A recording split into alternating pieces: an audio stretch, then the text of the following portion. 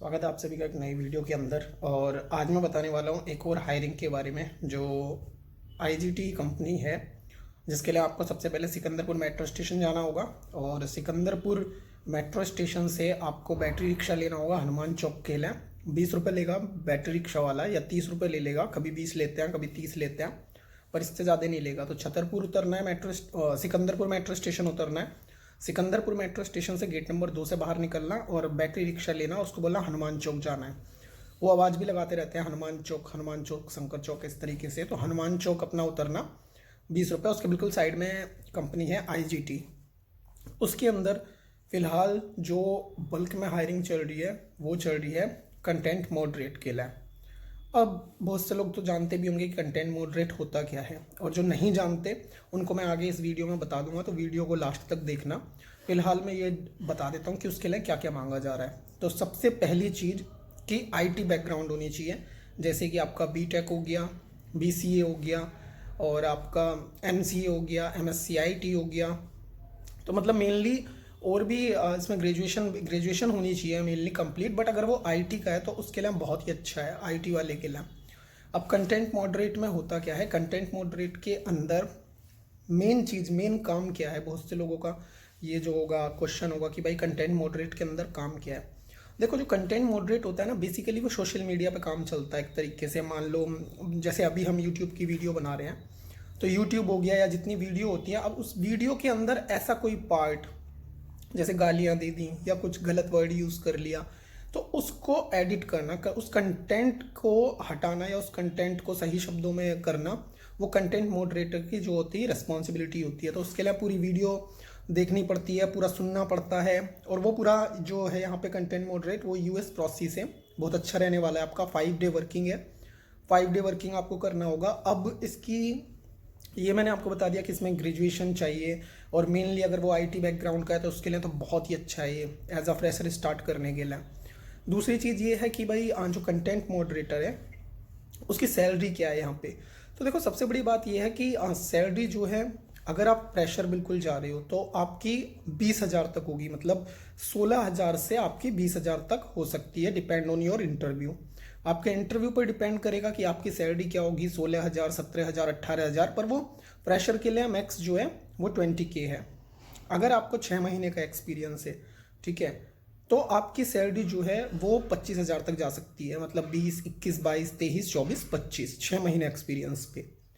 अगर आपको 1+ एक्सपीरियंस है, 1 साल से ज़्यादा का एक्सपीरियंस है, तो उस केस में आपकी जो सैलरी है वो 28,000 तक जा सकती है। मतलब 25, 26, 27, 28, इसके बीच में, 28 मैक्स टू मैक्स है। 5 डे वर्किंग रहने वाला है, बोथ साइड कैब है। और इंग्लिश देखो, इसके लिए थोड़ी अच्छी चाहिए इंग्लिश, क्योंकि एक तरीके से ज़्यादातर जो काम होगा इस पर वो हिंदी वीडियो पे तो होगा नहीं, ठीक है। कहीं कहीं होता होगा, लेकिन यहाँ पे जो आईजीटी के अंदर वैकेंसी है इसमें यूएस प्रोसेस है। तो यूएस प्रोसेस की वीडियो के हिसाब से आपको जो है कंटेंट देखना पड़ेगा, सुनना पड़ेगा। तो इंग्लिश में अगर कोई गलत वर्ड यूज़ हुआ है, कोई गलत कंटेंट यूज़ हुआ है जिसको सही करना है, तो उसके लिए मेनली है वैकेंसी है। लेकिन हायरिंग बल्क में चल रही है। अगर आप आना चाहते हैं इंटरव्यू के लिए तो आ सकते हैं। एचआर का नाम जिसको चाहिए तो वो मुझे कमेंट में बता सकता है। वो अपने रिज्यूम पे उस एचआर का जो नाम है वो मेंशन कर देना।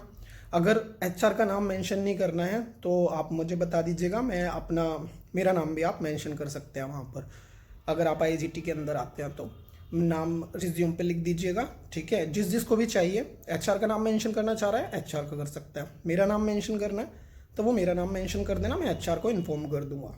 पहली चीज़ ये।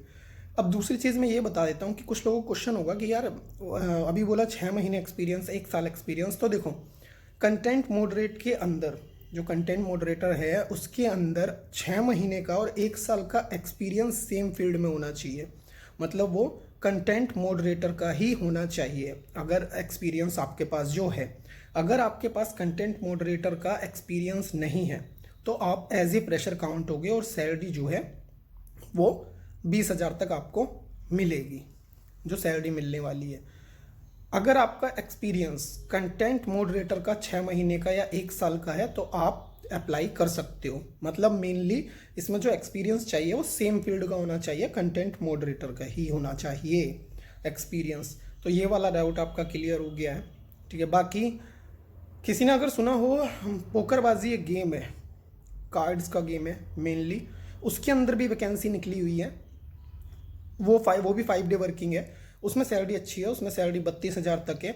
अगर आपको उसके बारे में जानना है तो मेरी वीडियो में कमेंट कर सकते हैं। मैं उसके जो वॉक इन इंटरव्यू कहाँ चल रहे हैं, कैसे चल रहे हैं, वो भी अपनी वीडियो में बता दूंगा।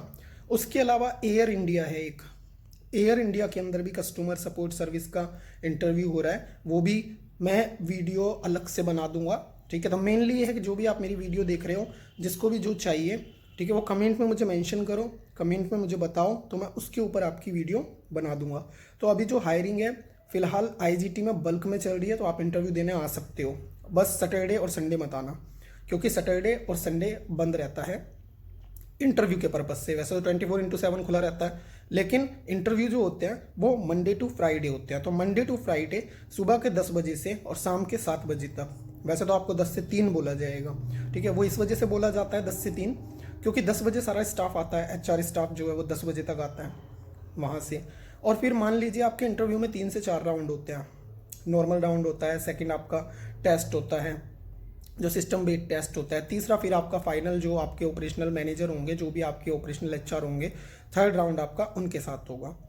तो इस वजह से क्या होता है कि मान लीजिए 10 से 3 आपको बोला है, आप 3 बजे भी आ जाते हो और आपका 3 बजे भी इंटरव्यू स्टार्ट होता है लास्ट वाला, तो वो तकरीबन 5, 6, 7 बजे तक बच जाता है। इस वजह से आपको 10 को 3 बोला जाता है, पर मेनली 10 से 7 बजे तक इंटरव्यू होता है। तो आप सुबह को 9 बजे आ जाओ, ठीक है। अब लेकर क्या क्या आना है वो मैं बता देता हूँ।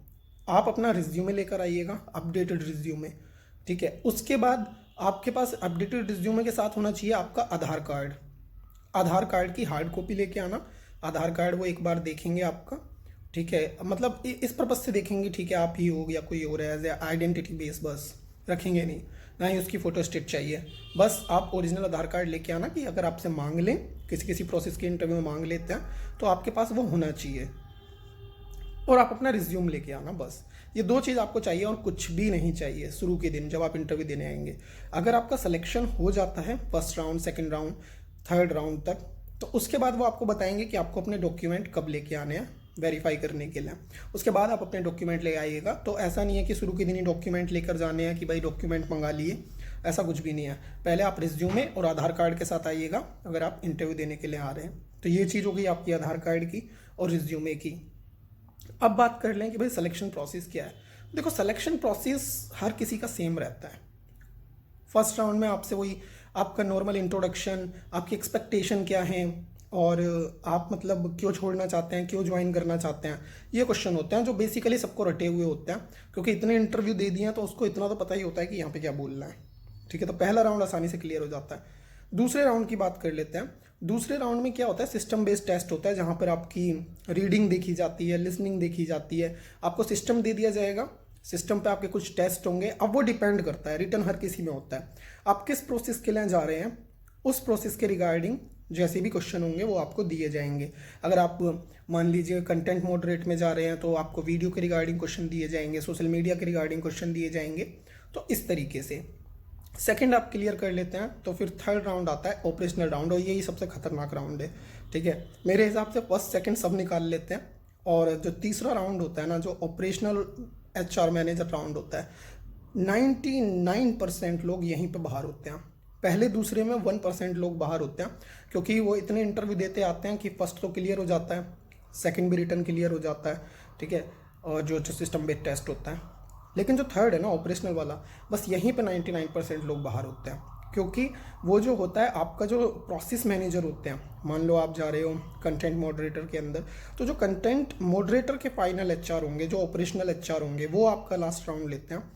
तो उस हिसाब से हर किसी प्रोसेस में ऐसा ही होता है कि जो उस प्रोसेस के ऑपरेशनल मैनेजर होते हैं वो उसको लेते हैं लास्ट राउंड को, और 99% लोग यहीं पर बाहर होते हैं, पहले दूसरे पर बाहर नहीं होते, ठीक है। बस वो वाला आपको प्रिपेयर करके जाना है थर्ड ऑपरेशनल राउंड के अकॉर्डिंग, कि उसमें क्या है। और वहाँ पर क्या होता है, सबसे जो लैक हो जाता है ना, जो कमी हो जाती है, वो ये हो जाती है कि थर्ड राउंड जब आता है ना, तो ऑपरेशनल मैनेजर को देख के आधी चीज़ें तो हम वैसे ही भूल जाते हैं, ठीक है। जबकि होना क्या चाहिए, जब ऑपरेशनल राउंड के सामने आप पहुँचे, एचआर के सामने, तो वहाँ पे सबसे अंदर सबसे ज़्यादा चीज़ होना चाहिए आपका कॉन्फिडेंस, क्योंकि देखो, अगर आप एज ए फ्रेशर जा रहे हो कंटेंट मॉडरेटर के अंदर, तो आपको कुछ नहीं पता, बस आपको बेसिक पता होना चाहिए कि कंटेंट मॉडरेटर होता क्या है, कि उसकी रिस्पॉन्सिबिलिटी क्या होती है, वो करता क्या है, ये चीज़ पता होना चाहिए। तो मेन चीज़, ऑपरेशनल एचआर मैनेजर के सामने कभी भी नर्वस मत होना, वहाँ पे आपको कॉन्फिडेंस रखना है, आपका बोलने का तरीका। दूसरी चीज़, एक अच्छे से याद रखना, ऑपरेशनल एचआर राउंड के अंदर आपको इंटरव्यू देखना है सामने वाले के हिसाब से। अगर आपका ऑपरेशनल एचआर मैनेजर आपसे हिंदी में बात कर रहा है तो आपको हिंदी में बात करनी है। अगर वो किसी वजह से इंग्लिश में बात कर रहा है, उसने इंग्लिश में स्विच किया है एचआर मैनेजर ने, तो आपको भी फिर इंग्लिश में स्विच करना है, सामने वाले के हिसाब से आपको बात करनी है।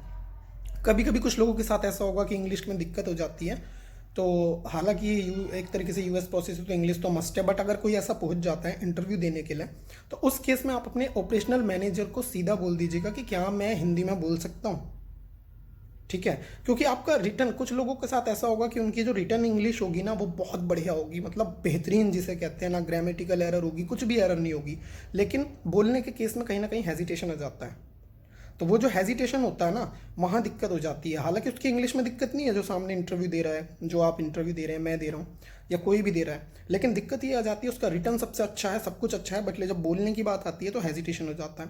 तो इस केस में आप ऑपरेशनल एचआर मैनेजर को बोल सकते हैं कि सर, क्या मैं, आपने जो मुझसे क्वेश्चन पता किया है उसको हिंदी में बता सकता हूँ, ठीक है। परमिशन अगर वो दे देते हैं, ठीक है, तो आपको हिंदी में बता देना है। क्योंकि अगर आप मान लो वो इंग्लिश में पूछ रहे हैं, आप हेजिटेशन कर रहे हैं और वो हिंदी में आपने उसका जवाब दे दिया, तो इससे दो इफेक्ट होंगे। एक तो ऑपरेशनल एचआर को नेगेटिव इंप्रेशन पड़ेगा कि इसने हिंदी में किया है तो मतलब ये इंग्लिश नहीं बोल सकता या इंग्लिश में इसको दिक्कत है। यहीं पर अगर आप उससे परमिशन ले लेते हो तो उस पर कहीं ना कहीं इफेक्ट पड़ेगा कि इसने मुझसे परमिशन ले ली है, ठीक है, तो मैं हिंदी में बात कर रहा हूँ। तो ये चीज़ होती है। दूसरी चीज़, तो ये आपका सब क्लियर हो गया है। बाकी जिस किसी को भी एयर इंडिया प्रोसेस के जो इंटरव्यू चल रहे हैं, सैलरी क्या है, कितने डे का वर्किंग है, कैब फैसिलिटी है नहीं है, और आपका कंटेंट मॉडरेटर मैंने बता ही दिया है, पोकरबाजी हो गया आपका, एक एयर इंडिया हो गया, इनमें भी हायरिंग चल रही है, तो वो भी मैं आपको बता दूंगा। और अगर किसी को भी कुछ भी पता करना है, अभी भी कोई ऐसी चीज़ जो बच गई हो, तो वो अब मेरे कमेंट में बता सकता है। मैं दूसरी वीडियो जल्दी बनाने वाला हूँ, वो बनाऊंगा मैं एयर इंडिया वैकेंसी के ऊपर, और पोकरबाजी जो गेम है कार्ड का, उसकी कस्टमर सर्विस की हायरिंग कहाँ पर चल रही है, कितनी सैलरी है और कितने डे का वर्किंग है, कैब फैसिलिटी है या नहीं है, तो इसके ऊपर भी मैं अपनी वीडियो बनाने वाला हूँ। बाकी मैंने आपको बता दिया है कंटेंट मॉडरेटर वाला, सैलरी का भी बता दिया है मैंने, एक्सपीरियंस भी बता दिया है, क्या चाहिए क्या नहीं चाहिए ये भी बता दिया है। फिलहाल बल्क में हायरिंग चल रही है और ये नहीं पता कि कब तक चलेगी, तो आप मंडे टू फ्राइडे इंटरव्यू के लिए आ सकते हैं। और जो लोग मेरे चैनल पे पहली बार आए हैं, ठीक है, या जो मेरी वीडियो देख रहे हैं, तो भाई वो चैनल को सब्सक्राइब कर लो, मैं ऐसी वीडियो लेकर आता रहता हूँ। अभी ट्रैवल की वीडियो भी आएंगी मेरी, जो मैं घूमने जाऊँगा या नाइट सिटी वगैरह जो विजिट करेंगे, बट अभी मेरा मेन टारगेट है कि जहाँ पर भी इंटरव्यू वैकेंसीज चल रही है वो लोगों तक पहुँचाई जाए, ताकि जो लोग जॉब सर्च कर रहे हैं या जो भाई बहन जॉब सर्च कर रहे हैं उन तक पहुंच जाए। क्योंकि मेन प्रॉब्लम होती है, लोगों को पता ही नहीं होता, जो लोग हैं, कि यार इंटरव्यू देने जाए कहाँ, कहाँ पे किस प्रोसेस की हायरिंग चल रही है। टैलेंट होते सोते भी ना इस वजह से रह जाते हैं कि यही पता नहीं होता कि जाएँ कहाँ, इस चक्कर में पैसे भी खर्च होते हैं। आप कहीं भी इंटरव्यू देने जा रहे हो, 500-1000 तो नॉर्मल पटका मान के समझो कि इतना तो लगेगा एक दिन का, कहीं भी जा रहे हो, तो एग्जैक्टली हमें पता होना चाहिए। और काफ़ी लोग फंस भी जाते हैं, जो ये कंसल्टेंसी बैठे हुए हैं, वो पैसे डिमांड करते हैं, वहाँ पर फंस जाते हैं। तो इस वजह से मेरा मेन पर्पज़ है कि जिस कंपनी में भी हायरिंग चल रही है वो लोगों तक पहुंच जाए, ताकि उनका पैसा बच सके, फ्रॉड में ना आए, जो कंसल्टेंसी उनसे पैसे मांगती हैं उस चक्कर में ना पड़े। तो अभी मेरा मेन टारगेट है कि जो लोग जॉब सर्च कर रहे हैं उन तक वीडियो पहुंच जाए। तो चैनल को सब्सक्राइब ध्यान से कर लेना। मिलता हूँ अपनी नेक्स्ट वीडियो के अंदर।